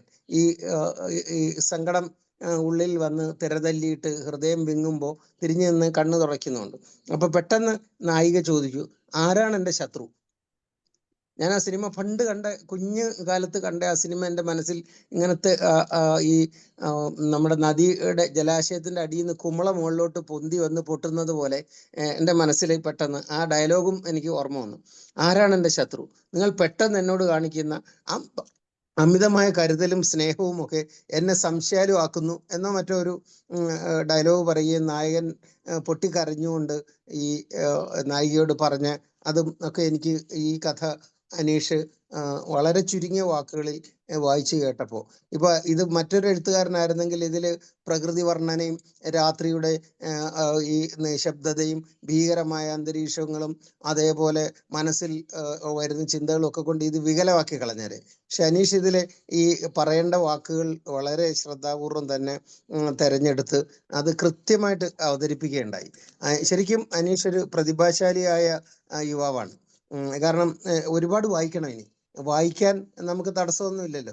ഒരുപാട് വായിക്കുകയും അത് ആറ്റിക്കുറുക്കിയെടുത്ത് പദങ്ങൾ തിരഞ്ഞെടുത്ത് വെക്കണം. ഇതുപോലെ ഈ ഉള്ള ജീവിതഗന്ധിയായ കഥയുടെ ഒപ്പം തന്നെ അനീഷിന് എഴുതാൻ പറ്റുന്ന ഒരു രംഗം നല്ല ഈ പ്രചോദനം നൽകുന്ന കഥ ആയിട്ട് എഴുതാൻ പറ്റണം. എന്തായാലും ആത്മകഥയ്ക്കായിട്ട് ഞാൻ കാത്തിരിക്കുന്നുണ്ട്. ഈ ഉണങ്ങിയ തേങ്ങാപ്പൂരൊന്നും അങ്ങനെ അതിനകത്ത് വേണ്ട. നമുക്ക് മറ്റുള്ളവരെ വായിച്ച് ത്രസിക്കണം. മറ്റുള്ള ഓരോരുത്തരും വയ്യാതിരിക്കുന്നവർ അല്ലെങ്കിൽ ശാരീരിക അവശതകളിലൊക്കെ പെട്ട് ജീവിതത്തെ വിഷാദത്തോടെ കാണുന്നവരൊക്കെ വളരെ ഉത്സുകരാകുന്ന രീതിയിൽ കാണണം. ഞാനൊരു ചെറിയ സംഭവം കൂടെ പറഞ്ഞോട്ടെ സാബു സാർ. അതായത് എനിക്ക് 2004 നമ്മുടെ APJ അബ്ദുൽ കലാമിനെ കാണുന്നതിനായിട്ട് ഒരു അവസരം, അദ്ദേഹമായിട്ട് സംസാരിക്കുന്നതിന് വേണ്ടിയിട്ട് ഒരു അവാർഡ് സ്വീകരിക്കുന്നതിൻ്റെ ഭാഗമായിട്ട് എറണാകുളത്ത് വെച്ച് ഉണ്ട്. മാതാ അമൃതാനന്ദമയുടെ 50ാം പിറന്നാളിനോടനുബന്ധിച്ചിട്ട് ഒരു അമൃതപ്രസാദം അവാർഡ്. അപ്പോൾ അദ്ദേഹത്തിനെ കാണുന്നതിനായിട്ട് അംഗീകാരം കിട്ടിയ 4 പേരിൽ ഒരാൾ ഞാനായിരുന്നു. അപ്പോൾ അവിടെ കൂടെ വന്നത് ഒന്ന് ഈ ക്യാൻസർ കൃഷ്ണൻ നായർ സാറ്, നമ്മുടെ RCCയുടെ ആദ്യ സ്ഥാപകനോ മറ്റോ ആയിരുന്നു. അദ്ദേഹം ഉണ്ട്, ഞാനുണ്ട്. പിന്നെ ഈ APJയുടെ കൂടെ നമ്മുടെ തുമ്പയിൽ വർക്ക് ചെയ്തിരുന്ന അദ്ദേഹത്തിൻ്റെ ഏറ്റവും അടുത്ത സുഹൃത്തുക്കളായിട്ടുള്ള 1-2 പേരും ഒരു പയ്യനെ പ്രത്യേകമായിട്ട് കാണാനായിട്ട് ആഗ്രഹം പ്രകടിപ്പിച്ച് APJയുടെ അടുത്തേക്ക് വന്നു. ഒരു വീൽ ചെയറിൽ സഞ്ചരിക്കുന്ന ഒരു കുട്ടിയാണ് വന്നത്. അപ്പോൾ ഈ APJ അബ്ദുൽ കലാം അയച്ചു കൊടുത്ത ഒരു ലാപ്ടോപ്പ് ഈ വീൽ ചെയറിൻ്റെ ഈ റൈറ്റ് ഹാൻഡിൽ ഫിറ്റ് ചെയ്ത് വെച്ചിട്ടുണ്ട്. ഈ കുട്ടി ഇത് വളരെ വളരെ വിദഗ്ധമായിട്ട് ഉപയോഗിച്ചുകൊണ്ട് ടൈപ്പ് ചെയ്യുകയും കഥകളൊക്കെ എഴുതുകയും, അന്ന് ഈ മെയിലൊന്നും വന്നിട്ടില്ല, ഇമെയിലും ഒന്നും വന്നിട്ടില്ല. അന്ന് ഈ ഒരു ടൈപ്പിംഗ് മെഷീൻ പോലെയുള്ള കമ്പ്യൂട്ടറായിരുന്നു അത്. അപ്പോൾ ഇതുമായിട്ടാണ് വന്നിരിക്കുന്നത്. അപ്പോൾ ഇദ്ദേഹം എഴുതിയ ഈ കഥകളും എല്ലാം ഈ APJയോട് സംസാരിക്കാൻ വേണ്ടിയിട്ട് ആഗ്രഹം പ്രകടിപ്പിക്കുക അദ്ദേഹം ക്ഷണിച്ചു കൊണ്ടുവരികയായിരുന്നു. അത് കഴിഞ്ഞ് ഈ കുട്ടി കാണുന്നതിന് മുന്നേ തന്നെ ഞാൻ കണ്ടിറങ്ങേണ്ടി വന്നു. അത് ഭയങ്കര ഗംഭീരമായിട്ടുള്ള ഒരു ശരീര പരിശോധന അങ്ങനെയൊക്കെ ചേർന്നിട്ട് പേടിച്ചു വിറച്ചു പോകുന്ന രീതിയിൽ ഉള്ള നമ്മുടെ മഞ്ജു വാര്യർ ബോധം കെട്ട് വീണ് സിനിമയിൽ ഞാൻ അതുപോലെ വീഴാനൊക്കെ തുടങ്ങിയതാണ്. അത്ര ഒരു ഇതായിരുന്നു. അന്ന് വന്ന ഈ കുട്ടിയും ഈ വളരെ ശരീര ആവശ്യതകളൊക്കെ ഉണ്ടെങ്കിലും ഈ യാതൊരു എന്നെ പോലെ പേടിച്ച് വിറച്ചില്ല, അതേപോലെ വാക്ക് കിട്ടാതെ തപ്പിപ്പോയില്ല. വളരെ നന്നായിട്ട് സംസാരിക്കുകയും നാവിന് യാതൊരു കുഴപ്പമില്ല, ചിന്തയ്ക്ക് യാതൊരു കുഴപ്പമില്ല, ബുദ്ധിശക്തിയുണ്ട്. പക്ഷെ ശരീരത്തിൻ്റെ ചലനങ്ങൾ ഈ എഴുതാനുള്ളത് എക്സ്പ്രസ് ചെയ്യുന്ന കമ്പ്യൂട്ടറിൽ കൂടെയാണ്. അങ്ങനെ ഒരു കുട്ടിയെ ഞാൻ കണ്ട് ഞാൻ മനസ്സിൽ ഒരുപാട് പ്രാർത്ഥിച്ചു അവന് വേണ്ടി. അതുപോലെ അനീഷിൻ്റെ ഈ കഥാ അവതരണം എന്നെ വല്ലാതെ സ്പർശിച്ചിട്ടുണ്ട്. തീർച്ചയായിട്ടും അനീഷിൻ്റെ ആത്മകഥ ഇറങ്ങുമ്പോൾ ഞാനത് വാങ്ങി വായിക്കാൻ ആഗ്രഹിക്കുന്നുണ്ട്. അനീഷിൻ്റെ ഫോൺ നമ്പർ ഞാൻ സാബു സാറ് തന്നതിൽ നിന്ന് ഇപ്പം ശേഖരിച്ച് കഴിഞ്ഞു. എല്ലാവിധ ഈശ്വരാനുഗ്രഹങ്ങളും ഉണ്ടാവട്ടെ. ഈ മഹാസങ്കടങ്ങളൊക്കെ നമുക്ക് അനുഭവിക്കാൻ തരുന്ന ഒരു ഭാഗ്യമാണെന്നാണ് ഞാൻ കരുതുന്നത്. കാരണം നമ്മൾ ഈ ലോകത്തേക്ക് വരാൻ കഴിഞ്ഞത് നമ്മൾ ഈ മറ്റ് മിടുക്കന്മാരുടെ ഇടയിൽ അവരെക്കാൾ മിടുക്കായിട്ട് നമ്മുടെ ഭാവനയും ഭാഷയും ഒക്കെ ഉപയോഗിച്ചിട്ട് അവരെ പ്രചോദിപ്പിക്കുന്ന കഥകളായിട്ട് നമ്മുടെ ജീവിതത്തിനെ മാറ്റിയെഴുതാൻ അനീഷിന് കഴിയട്ടെ. അനീഷിന് നല്ല സപ്പോർട്ടായിട്ട് സഹോദരിയൊക്കെ ഉണ്ടെന്നറിഞ്ഞാൽ എനിക്ക് വലിയ സന്തോഷമായി. കാരണം അച്ഛൻ നേരത്തെ മരിച്ചുവെങ്കിലും ഈ അമ്മയുടെയും സഹോദരിയുടെയൊക്കെ വലിയ ലാളനകളൊക്കെ കിട്ടുന്ന ഒരു അനുജനായിട്ടാണ് ഞാൻ അനീഷിനെ കണക്കാക്കുന്നത്. കാരണം ഇത് കിട്ടിയ ആളാണ് ഞാൻ. ചേച്ചിമാരുടെ ഓമനയായിട്ട് വളർന്നൊരു കുട്ടിയാണ് ഞാൻ. അതുകൊണ്ട് എനിക്കറിയാം അവര് നമ്മളെ എത്രമാത്രം കരുതുന്നു എന്നുള്ളത്. അനീഷിന് എല്ലാവിധ ഈശ്വരാനുഗ്രഹങ്ങളും ഉണ്ടാവട്ടെ.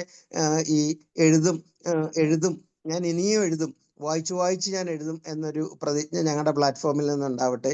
ഇവിടെയുള്ള എല്ലാവരും വലിയ വലിയ ആളുകളാണ്, അനുഗ്രഹീതരായിട്ടുള്ള വലിയ ആൾക്കാരാണ്, ഈശ്വരതുല്യരായിട്ടുള്ള ധാരാളം പേര് നമ്മുടെ ഈ പ്ലാറ്റ്ഫോമിലുണ്ട്.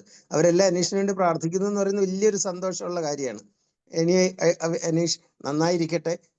ഇനിയും നല്ലവണ്ണം ആലോചിച്ച് ആറ്റിക്കുറുക്കി എഴുതുക. ആരുടെയും സഹതാപത്തിനായിട്ട് കാത്തു നിൽക്കണ്ട. നമുക്ക് തന്ന ടാലന്റ് ഇതാണ്, റൈറ്റിംഗ്. അത് വായിക്കുക, അതിനെ സ്ഫുടം ചെയ്തെടുക്കുക, എഴുതുക. All the best. ഈശ്വരാനുഗ്രഹങ്ങളെല്ലാം ഉണ്ടാവട്ടെ. I conclude. Okay, Ramavathi ma'am പറയുന്നു. സാർ വീഡിയോ തുറക്കാൻ പറ്റുന്നില്ല എനിക്ക്. ഞാൻ തുറന്നു തരാം.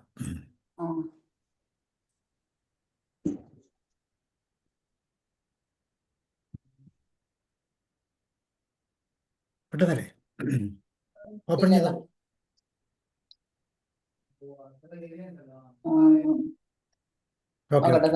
ഓക്കെയാണ്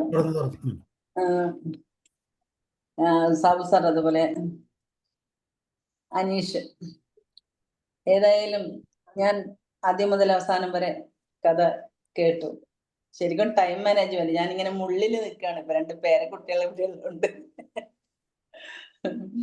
അപ്പം എനിക്ക് കേട്ടിട്ട് നല്ല ഇഷ്ടമായി. ഒന്നാമത് ഡിഫറെന്റ്ലി ഏബിൾഡ് ആണ് ആള്, അതുകൊണ്ട് തന്നെ ഒരുപാട് കഴിവുണ്ടാവും.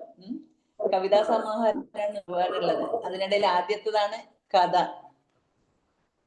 കഥ എന്ന് പറയുമ്പം കഥയിൽ തന്നെ ഈ പറയുന്ന പോലെ കഥാതന്തു വളരെ നന്നായിട്ടുണ്ട്. കാരണം അത് ജീവിതത്തിൽ സംഭവിക്കുന്ന സംഭവങ്ങളാണ്. അതിൽ തന്നെ എനിക്ക് പറയാനുള്ള, എനിക്ക് കഥ വായിക്കുമ്പോൾ ആദ്യം തന്നെ ആ വോയിസും ആ വായിക്കുന്ന രീതിയിൽ ജോഷി സാറ് മുമ്പ് കഥ വായിച്ച ഒരു സ്റ്റൈലും ആ ഒച്ചയെല്ലാം തോന്നിയിരുന്നു എനിക്ക്, എന്തെന്ന് അറിയില്ല. എന്നിട്ട് ഈ സാധാരണ രീതിയിൽ ഇങ്ങനെയുള്ള ജീവിതങ്ങൾ ഉണ്ടാവാറുണ്ട്. കാരണം അസുഖം വന്നു കഴിഞ്ഞാല് പിന്നെ കുട്ടീന്ന് മാത്രല്ല, അച്ഛനാണെങ്കിലും അമ്മയാണെങ്കിലും അച്ഛനെ അറിഞ്ഞാൽ വിഷമം തോന്നും. അപ്പൊ ഓരോ പ്രാവശ്യം അച്ഛനോട് പറയാതെ ബാക്കിൽ നിന്ന് ആംഗ്യ ഭാഷയിൽ കാണിക്കുക, എന്നിട്ട് നല്ല ഭക്ഷണങ്ങൾ, ഈ പറയുന്ന പോലെ ഭക്ഷണങ്ങൾ കൊടുക്കുക. അപ്പൊ അച്ഛന് ഷുഗർ ഉണ്ടെങ്കിൽ ഇങ്ങനെയുള്ള മധുരമൊന്നും കൊടുക്കാന്നില്ലെങ്കിൽ ഈ പായസമെല്ലാം ചിലപ്പോ കൊണ്ട് കൊടുക്കുമല്ലോ. അപ്പൊ അച്ഛൻ വിചാരിക്കേ എനിക്ക് പായസം അല്ല, അച്ഛൻ കഴിച്ചോളൂ, കുഴപ്പമില്ല. അപ്പൊ ഡോക്ടർ പറഞ്ഞിട്ടുണ്ടാവും നിങ്ങളെ ഇഷ്ടമുള്ള ഭക്ഷണമൊക്കെ കൊടുക്കുക എന്നുള്ള രീതിയിൽ. അതുപോലെ തന്നെ ഈ കുട്ടികളെ സംബന്ധിച്ചിടത്തോളം ചെറുപ്പത്തിലുള്ള ആഗ്രഹം എന്ന് പറയുമ്പോൾ അവർക്ക് സ്കൂളിൽ പോകുമ്പം പല ആഗ്രഹങ്ങളും ഉണ്ടാവും. അത് ആഗ്രഹം വളർത്തിക്കൊണ്ടുവരുന്നതെന്ന് പറയുമ്പോൾ അവർക്ക് ഇഷ്ടം കൂടുന്നതെന്ന് പറയുമ്പോൾ ഒന്നിച്ച് പോകുന്ന കുട്ടികൾക്ക് ബൈക്കൊക്കെ ഉണ്ടാകുമ്പം അവർക്ക് അത് വേണമെന്നുള്ള, അതുപോലെ സെൽഫോൺ ആണെങ്കിലും എല്ലാം അവർക്കും വേണമെന്നുള്ള രീതിയിൽ. പക്ഷെ നമ്മുടെ അമ്മമാര് പ്രത്യേകിച്ച് അതിലൊന്നും പറയുന്നല്ല, ദൂരെയുള്ള കല്യാണം എന്തിനാ വിളിക്കുന്നുള്ള രീതിയിൽ. അങ്ങനെ ദൂരെയുള്ള കല്യാണം വിളിച്ചാൽ പോകുമ്പോ എന്തെങ്കിലും ബുദ്ധിമുട്ട് വരും എന്നുള്ള രീതിയിൽ. എനിക്കും ഇന്നൊരു അനുഭവം ഉണ്ടായിരുന്നു. ഇവര് രണ്ടുപേരും വന്നിട്ട് ഇവിടെ കിലോമീറ്ററോളം, ഒരു 10 കിലോമീറ്ററോളം ബൈക്ക് എടുത്ത് പോവാന്ന് 12 വയസ്സുകാരെ ഇരട്ടകള്. ഇന്ന് ഒരുത്തൻ പോയിട്ട് കാൽമുട്ടും കൈമുട്ടും എല്ലാം പൊട്ടിച്ചിട്ട് വന്നു. അപ്പൊ ഇങ്ങനെയുള്ള അമ്മമാർക്ക് ഇങ്ങനെയുള്ള വിഷമങ്ങളെല്ലാം ഉണ്ടാവും. പക്ഷെ അവന്റെ മാമനും അവന്റെ അമ്മയും പറയും വിട്ടോളൂ, കുഴപ്പമില്ല. അവരിപ്പോ UK വന്നോണ്ട് ഇവിടുത്തെ ട്രാഫിക് എല്ലാം വളരെ മോശമാണ്. അവർക്ക് ട്രാഫിക് ലൈനെല്ലാം ഉണ്ട് സൈക്കിളില് പോകുന്നത്. എന്തായാലും കഥ ഇത് എനിക്ക് തോന്നുന്നു അടുത്ത് എഴുതുന്ന കഥ സിനിമയാവുന്ന എനിക്ക് തോന്നുന്നു. അത്ര കഴിവുള്ളതാണ്. കാരണം മറ്റു കലകളെ പോലെയല്ല. ഇപ്പം പാട്ട്, അതുപോലെ തന്നെ ഡാൻസ്, ഇതൊക്കെ കുട്ടികൾ അവിടെ കുട്ടികളെ കൊണ്ട് കൊടുത്തിട്ട് മാഷെ ഇവനെ നല്ലൊരു ഡാൻസ് പഠിപ്പിക്കണം, യുവജനോത്സവത്തിന് പിന്നെ പ്രൈസ് കിട്ടിയാൽ ഇവനെ ഗ്രേസ് മാർക്ക് കിട്ടാനുള്ളതാണ്. പക്ഷെ കഥ അങ്ങനല്ല. ഈ തൂലിക ചലിക്കുന്നത് മനസ്സിന്ന് വരുന്ന സംഭവങ്ങളാണ്. അതിങ്ങനെ ആലോചിച്ചിട്ട് ഓരോ പോയിന്റും എഴുതി വെക്കുക. പിന്നെ ഓരോന്നും അങ്ങനെ എഴുതി വെച്ചിട്ടാണ് അതൊരു കഥയായിട്ട് രൂപപ്പെടുന്നത്. സ്വന്തം കഴിവാണത് കഥ എഴുതാന്ന് വെച്ചാല്. എന്തായാലും അവതരണം നല്ലത്, കഥയും നല്ലത്. ഭാവിയിൽ ഒരു എന്താ പറയണ്ടത്, ഒരുപാട് സിനിമകളും ഒക്കെ എഴുതാൻ നമ്മളിങ്ങനെ സ്വപ്നം കാണും. ഇങ്ങനെ അനീഷ് ഡയറക്ടർ, അതുപോലെ കഥ എഴുതുന്ന ആള്, സ്ക്രിപ്റ്റ് റൈറ്റർ എന്നുള്ള രീതിയിൽ എല്ലാം നല്ല രീതിയിൽ നടക്കട്ടെ എന്നുള്ളതാണ്. Thank you so much Aneesh. Okay, thank you ma'am. Anju എന്തെങ്കിലും പറയുന്നു? ഓക്കെ, ഓമന മാം പറഞ്ഞു. Thank you sir. സാറ് എവിടുന്നാണ് ഇങ്ങനെ ഒരു കണ്ടെത്തി കൊണ്ടുവന്നതെന്നാണ് ഞാനിങ്ങനെ ആലോചിക്കുന്നത്. അതിൻ്റെ അകത്ത് സാറിനെയും അനീഷിനെയും ഒരുപോലെ അഭിനന്ദിക്കേണ്ടതുണ്ട്. സാറ് ഞങ്ങളുടെ മുമ്പിലോട്ട് എത്തിച്ചില്ലേ, അല്ലെങ്കിൽ ഞങ്ങൾ കാണിക്കല്ലോ. ആ കഥ വായിക്കുമ്പോൾ സ്റ്റേജിലെ ഒരു നാടകം കാണുന്ന, അല്ലെങ്കിൽ നമ്മളൊരു സിനിമ കണ്ടുകൊണ്ടിരിക്കുന്ന, നാടകം കാണുന്ന ഒരു ഫീലാ തോന്നിയത്. സിനിമ ചിത്രമല്ല. അപ്പം അത്രയും നന്നായിട്ട് എഴുതാൻ പറ്റുന്നത്, നല്ല ആത്മവിശ്വാസത്തോടെ അവതരിപ്പിക്കുന്നത്, ഒത്തിരി കഴിവുണ്ട് അനീഷിന്. അനീഷ് സോമൻ എന്ന് പറഞ്ഞിട്ട് ഒരു കവിതകൾ എന്ന് പറഞ്ഞിട്ട് ഞാൻ കണ്ടിട്ടുണ്ടായിരുന്നു. ഈ ചാനൽ ഞാൻ സബ്സ്ക്രൈബ് ചെയ്തിട്ടുണ്ട്. പിന്നെ അതുപോലെ സാറിൻ്റെ അടുത്ത് നമ്പർ എടുത്ത് പുസ്തകം വാങ്ങാം. അങ്ങനെ എന്നെ എല്ലാ ദിവസവും ഈ പ്ലാറ്റ്ഫോമിൽ ഈ സമയത്ത് ഉണ്ടാവണം എന്ന് പറയാണ്, ഞങ്ങളുടെ കൂട്ടത്തിൽ ഒരാളായിട്ട്. അല്ലെങ്കിൽ ഞങ്ങളെ പിന്നെ ഒത്തിരി സൗഭാഗ്യങ്ങൾ ദൈവം തന്നിട്ടുണ്ട്. ചേച്ചിയുടെ രൂപത്തിലും അമ്മയുടെ രൂപത്തിലും, ചേച്ചിയുടെ കൊച്ചാന്ന് തോന്നുന്നു, അവിടെ വന്ന് സംസാരിക്കുന്നതൊക്കെ കണ്ടു. പക്ഷെ ആ കഥ വായിച്ചുകൊണ്ടിരുന്നപ്പോൾ ആ കൊച്ചു ഒട്ടും അങ്ങോട്ട് വന്നില്ല. അത് ഞാൻ പ്രത്യേകം ശ്രദ്ധിച്ചു. അപ്പൊ ഒത്തിരി നല്ല അന്തരീക്ഷം, അവസരം, അല്ലെ ചുറ്റുപാടുകൾ നന്നായിട്ട് ചേച്ചിയും അമ്മയും തരുന്നുണ്ട്. അതെല്ലാം വലിയൊരു സൗഭാഗ്യമാണ്. അപ്പൊ ആ കൂട്ടത്തിൽ ഞങ്ങളുടെ കൂടെയും കൂടെ കൂടണമെന്ന് അഭ്യർത്ഥിച്ചുകൊണ്ട്, വലിയൊരു കഥാകാരനാകട്ടെ. ഇപ്പൊ തന്നെ നല്ല കഥയാണ്. കൂടുതൽ കഥകൾ എഴുതി ഒത്തിരി കഥാസമാഹാരങ്ങൾ ഒത്തിരി എണ്ണം ഇറക്കി ഇനിയും ഒത്തിരി അവാർഡുകളൊക്കെ കിട്ടട്ടെ എന്ന് ആശംസിക്കുന്നു. Thank you very much. Thank you. Okay, Aneesh ഇനി പറയൂ. അനീഷിനെ കുറിച്ച്, അനീഷിന്റെ കഥയെ കുറിച്ച് ഒക്കെ ഒന്ന് പറയൂ. ഈ കഥ എങ്ങനെയാണ് ഉണ്ടായത്? ഈ ചെറിയ കഥയാണെങ്കിലും വളരെ കൃത്യമായിട്ട് ആ കഥയുടെ എല്ലാ ഭാഗങ്ങളും. 2000 കൊറോണ സമയത്ത് ഈ കഥ ഉണ്ടായത്. 2020 കൊറോണ സമയത്ത് ഒരു കഥ എഴുതിയാലോ എന്ന് ആലോചിച്ചിടങ്ങി കഥ എഴുതിയാൽ അങ്ങനെ എഴുതി വന്ന കഥ ഇത്. ഒരു ബൈക്ക് അപകടത്തിൽ ഒരാൾ എന്റെ സുഹൃത്തിക്ക് കൂട്ടുകാരന്റെ മരിച്ചതറിഞ്ഞു. അന്നേരം എനിക്ക് തോന്നി അതെ, ആ ഒരു എഞ്ചിനീയറിംഗ് വിദ്യാർത്ഥി ഇങ്ങനെ മരിച്ച ഒരു സങ്കടം വന്ന എന്റെ മനസ്സിൽ. അങ്ങനെ എഴുതിയതാണ് ഈ കഥ വന്നത്. അതെ, കഥാനന്ദം അങ്ങനെ വന്ന കഥാനന്ദമാണ്. അന്നേരം ഈ കഥാനന്ദം ഞാൻ വിചാരിച്ചു ആർക്കും എടുക്കാം, എങ്ങും ഞാൻ പോസ്റ്റ് ചെയ്തില്ല. ആദ്യമായിട്ട് എന്നെ ഈ ഒരു കൂട്ടുകാരൻ ഏഷ്യാനെറ്റിൽ കൊടുത്ത അനീഷെ അവരെടുക്കുമെന്ന്. എന്നാ ഞാനങ്ങ് ആദ്യമായിട്ട് അങ്ങ് ഏഷ്യാനെറ്റിലോട്ട് അങ്ങ് അയച്ചു കൊടുത്തു. അതെന്റെ ഒരു സന്തോഷം പോലെ അത് അവർ സെലക്ട് ചെയ്തു. അതാണ് എന്റെ ജീവിതത്തിൽ ആദ്യമായിട്ട് ഒരു പ്ലാറ്റ്ഫോം കിട്ടിയത്. എന്റെ കഥ അവിടെ നിന്ന് ഞാൻ കഥ എഴുതി കവിത ഞാൻ എഴുതുമായിരുന്നു, എല്ലാ ബുക്കിലൊക്കെ വന്നിട്ടുണ്ടെങ്കിലും കഥ അവിടുന്ന് അന്ന് എഴുതിയതാ കവിതയാ. ആ കഥയായി ഇപ്പൊ ഇവിടെ നിന്ന് അവതരിപ്പിച്ചത്. അവിടെ നിന്ന് ആ ഒറ്റ കഥയിൽ നിന്ന് ഞാൻ വന്നതാ ഇപ്പൊ 20 കഥയിലോട്ട് എത്തിയത്. അന്നേരം എനിക്ക് ഈ സാബുസ്ഥാൻ ഈ പ്ലാറ്റ്ഫോം തന്നെ ഞാൻ എന്താണെന്നറിയാം, എനിക്ക് എങ്ങും പോകാൻ പറ്റത്തില്ല. എല്ലാ സാഹിത്യ പരിപാടികൾക്കും വീൽ ചെയർ കയറാൻ പറ്റുന്ന പല വേദികളിലും വീൽ ചെയർ കയറാൻ പറ്റുന്ന പോകാൻ പറ്റാത്ത ഒരു സങ്കടം കൊണ്ടിരിക്കുന്നത്. അന്നേരം ഈ ഓൺലൈൻ പ്ലാറ്റ്ഫോമിൽ കൂടെ ഞാൻ എന്റെ അവതരിപ്പിച്ചുകൊണ്ടിരിക്കുന്നത് എല്ലാ കാര്യങ്ങളും. അപൂർവങ്ങളെ കിട്ടത്തുള്ളൂ വീൽ ചെയർ കയറാൻ പറ്റുന്ന പ്ലാറ്റ്ഫോം കിട്ടത്തുള്ളൂ. അന്നേരം ഞാൻ അതുകൊണ്ട് ഞാൻ മോട്ടിവേഷൻ വീഡിയോ ഒക്കെ ഞാൻ അന്നേരം തോന്നുന്ന അങ്ങ് ചെയ്യും. ഒന്നും ഒക്കാത്ത ഞാൻ എനിക്ക് പറ്റത്തില്ല തോന്നിയാൽ ഞാൻ അങ്ങ് ചെയ്യും. ഞാൻ വിചാരിക്കും എല്ലാരും കവിത എഴുതുമ്പോൾ ഇങ്ങനെ എഴുതാൻ പറഞ്ഞു കഥ അങ്ങനെ കവിത മൊത്തം കവിത എഴുതുമ്പോൾ എല്ലാരും പറഞ്ഞു അനീഷ് നീ കഥയിലൊന്ന് എഴുതി നോക്ക്. കൂട്ടുകാരൊക്കെ പറഞ്ഞപ്പോ ഞാൻ വിചാരിച്ചു എന്നെ എനിക്ക് പറ്റാത്തില്ല, ഒന്ന് കടന്നു നോക്കും. എനിക്ക് എന്റെ കഥ തെറ്റുവോ ശരിയോ ഒന്നും ഞാൻ ഓർക്കുന്നില്ല. ഞാനങ്ങ് എടുത്തിയാടോ പറയുമ്പോ ഞാനങ്ങ് എടുത്തിയാടും, എന്നാ നോക്കട്ടെ. അങ്ങനെയാണ് എല്ലാ കാര്യങ്ങളും ചെയ്യുന്നത്. പിന്നീട് എല്ലാം നോക്കും. എന്റെ തെറ്റുകുറ്റങ്ങൾ എന്തെങ്കിലും ഉണ്ടെങ്കിൽ പിന്നെ ഞാൻ ആദ്യമേ തന്നെ തെറ്റുണ്ടെങ്കിൽ ഞാൻ എല്ലാം ചോദിച്ച് മനസ്സിലാക്കും. എന്തെങ്കിലും എന്റെ കവിതയ്ക്ക് എന്തെങ്കിലും തെറ്റുണ്ടോ അതേലും എന്റെ വിമർശനങ്ങളെ ഞാൻ സ്വാഗതം ചെയ്യും. ആ വിമർശനങ്ങൾ എനിക്ക് ഒത്തിരി കൂട്ടുകാർ പറഞ്ഞു തരുവാണ്, എഴുത്തുകാർ.